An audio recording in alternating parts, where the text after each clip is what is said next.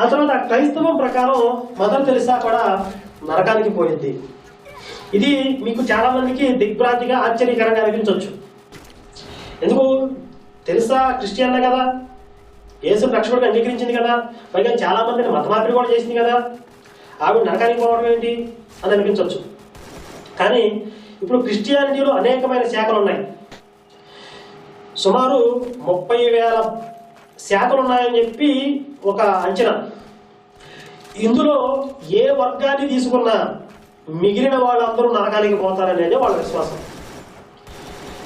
ఇప్పుడు బైబిల్ దేవుడి రూల్స్ అనేవి చాలా స్ట్రిక్ట్గా ఉంటాయి. అందులో ఏ కొంచెం అటు ఇటైనా నరకలేక.